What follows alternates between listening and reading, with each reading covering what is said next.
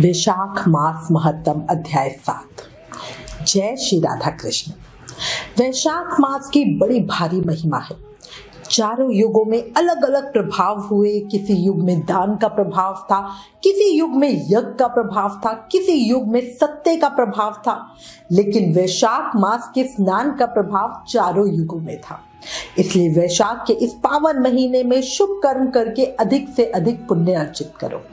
अब श्री गणेश जी महाराज और अपने गुरुदेव को याद करते हुए वैशाख मास महत्तम का 7वां अध्याय सुनते हैं।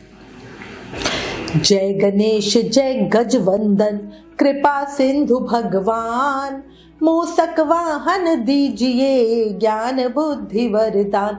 बोलो गणेश जी महाराज की जय। गुरु अनंत तक जानिए, गुरु की ओर न छोर, गुरु प्रकाश का पुंज है, निशापाद का भोर। बोलो गुरुदेव महाराज की जय। वैशाख मास महत्तम के अध्याय 6 में संक्षेप में हमने वैशाख मास में स्नान और तर्पण की विधि जानी थी। आज इस अध्याय 7 में श्री माधव के पूजन की विधि और महिमा को सुनेंगे। शुरू करते हैं।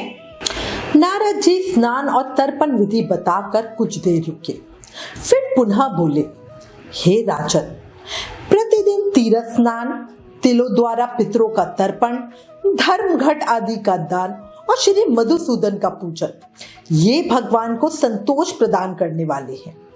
वैशाख मास में इनका पालन अवश्य ही करना चाहिए। वैशाख में तिल, जल, स्वर्ण, अन्न, शक्कर, वस्त्र, गऊ, जूता, छाता, कंबल या शंख तथा घड़ा, इन वस्तुओं का ब्राह्मणों को दान दे। तीनों संध्याओं के समय एकाग्रचित हो विमल स्वरूपा साक्षात भगवती लक्ष्मी के साथ परमेश्वर श्री विष्णु का भक्ति पूर्वक पूजन करना चाहिए। फूलों और फलों से भक्ति पूर्वक श्रीहरि का पूजन करने के बाद यथाशक्ति ब्राह्मणों की भी पूजा करनी चाहिए। पाखंडियों से वार्तालाप नहीं करनी चाहिए। जो फूलों द्वारा विधिवत अर्चन करके श्री मधुसूदन की आराधना करते हैं, वो सब पापों से मुक्त हो परम पद को प्राप्त होते हैं। श्री नारद जी बोले, राजेंद्र सुनो, मैं संक्षेप से माधव के पूजन की विधि बतला रहा हूँ। राजन, जिनका कहीं अंत नहीं है, जो अनंत और अपार है, उन भगवान अनंत की पूजा विधि का भी अंत नहीं है। श्री हरि विष्णु का पूजन 3 प्रकार का होता है, वैदिक, तांत्रिक तथा मिश्र। तीनों ही बताए हुए विधान से श्री हरि का पूजन करना चाहिए। वैदिक और मिश्र पूजन की विधि ब्राह्मण आदि 3 वर्णों के लिए ही बताई गई है, किंतु तांत्रिक पूजन विष्णु भक्त शूद्र के लिए भी उचित है। साधक पुरुष को चाहिए कि वो शास्त्रों विधि का ज्ञान प्राप्त करके एकाग्रचित हो ब्रह्मचर्य का पालन करते हुए श्री विष्णु का विधिवत पूजन करे। भगवान की प्रतिमा 8 प्रकार की मानी गई है। शीलामयी, धातुमयी, लोहे की बनी हुई, लीपने योग्य मिट्टी की बनी हुई, चित्रमयी, बालू की बनी हुई, मनोमयी तथा मणिमयी।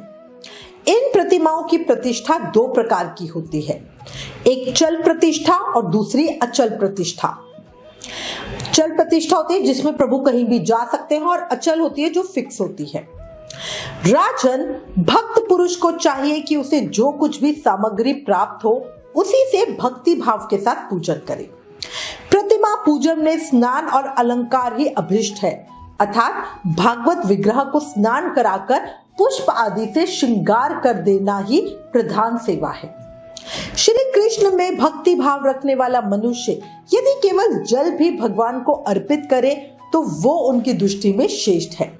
फिर गंध, धूप, पुष्प, दीप और अन्न आदि नैवेद्य अर्पण करने पे तो कहना ही क्या है। पवित्रता पूर्वक पूजन की सारी सामग्री एकत्रित करके कुशा का आसन बिछाकर उस पर बैठे। पूजन करने वाले का मुख उत्तर दिशा की ओर या प्रतिमा के सामने हो। फिर पाद, अर्ध, स्नान तथा पूजा आदि की व्यवस्था करें। उसके बाद कर्णिका और केसर से सुशोभित अष्टदल कमल बनावे और उसके ऊपर श्रीहरि के लिए आसन रखे। तदंतर चंदन, खस, कपूर तथा अर्गजा यानी सुगंधित लेप या उपटन से सुगंधित जल के द्वारा मंत्र पाठ पूर्वक श्री हरि को स्नान कराए। वैभव हो तो प्रतिदिन इस तरह की व्यवस्था करनी चाहिए।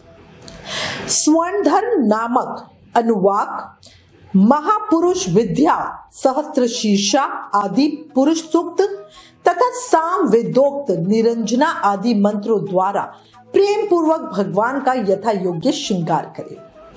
पुजारी श्रद्धा पूर्वक आचमनीय गंध, पुष्प, अक्षत तथा धूप आदि उपहार अर्पण करे। उसके बाद गुड़, खीर, घी, पूरी, मालपुआ, लड्डू, दूध और दही आदि नाना प्रकार के नैवेद्य अर्पित करें। पर्व के अवसरों पर सुगंधित लेप या उपटन लगाना, दर्पण दिखाना, दंत धावन कराना, अभिषेक करना, अन्न आदि के बने हुए पदार्थों का भोग लगाना, कीर्तन करते हुए नृत्य करना और गीत गान आदि सेवाएं भी करनी चाहिए। संभव हो तो प्रतिदिन ऐसी ही व्यवस्था रखनी चाहिए। पूजन के बाद इस प्रकार ध्यान करें, भगवान श्री विष्णु का श्री विग्रह श्याम वर्ण और तपाए हुए स्वर्ण के समान तेजस्वी है। भगवान के शंख, चक्र, गदा और पद्म से सुशोभित 4 भुजाएं हैं। उनकी आकृति शांत है।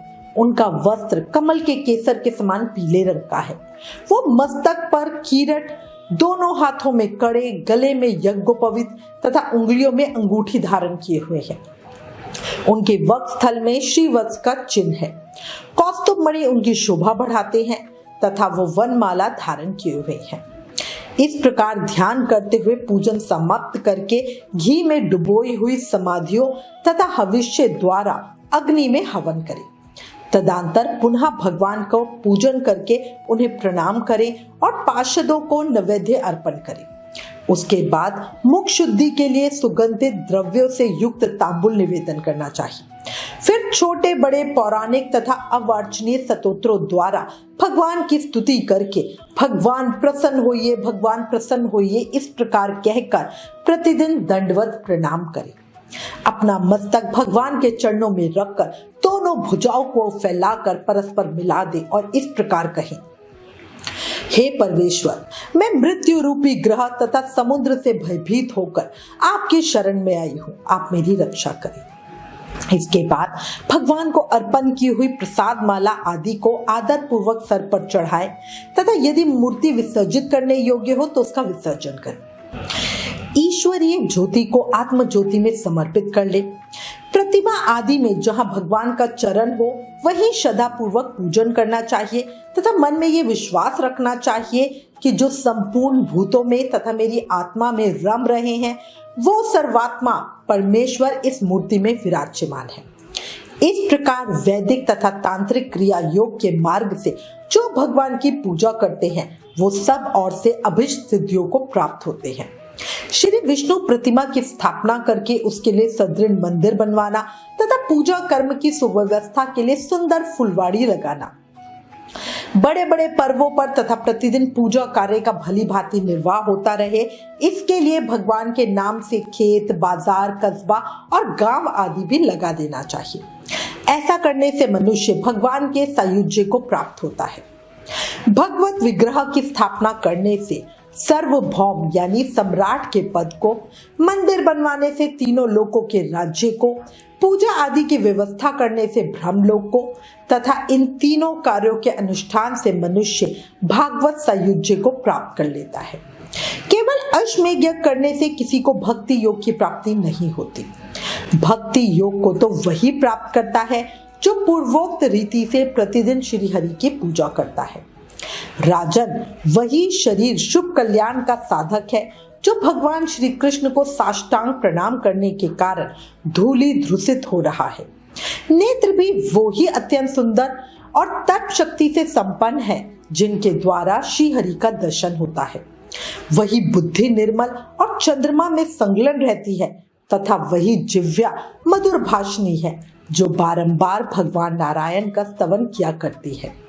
स्त्री और शूद्रों को भी मूल मंत्र यानी ओम नमो भगवते वासुदेवाय के द्वारा श्री हरि का पूजन करना चाहिए तथा अनन्य वैष्णव जनों को भी गुरु की बताई हुई पद्धति से श्रद्धा पूर्वक भगवान की पूजा करना उचित है। हे राजन, ये सब प्रसंग मैंने तुम्हें बता दिया। श्री माधव का पूजन परम पावन है। विशेषता वैशाख मास में तुम इस प्रकार पूजन अवश्य करो।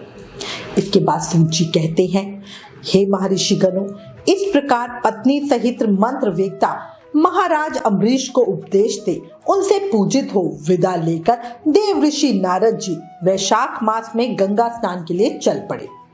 लोक में जिनका पावन सुयश फैला हुआ था, उन राजा अम्बरीश ने भी मुनि की बताई हुई वैशाख मास की विधि का पुण्य बुद्धि से पत्नी सहित पालन किया। वैशाख मास महत्तम अध्याय 7 संपूर्ण। कल अध्याय 8 में आगे की कथा सुनेंगे। देखो, इस अध्याय में नारद मुनि से स्पष्ट बताया है कि भगवान को भक्त का भाव चाहिए।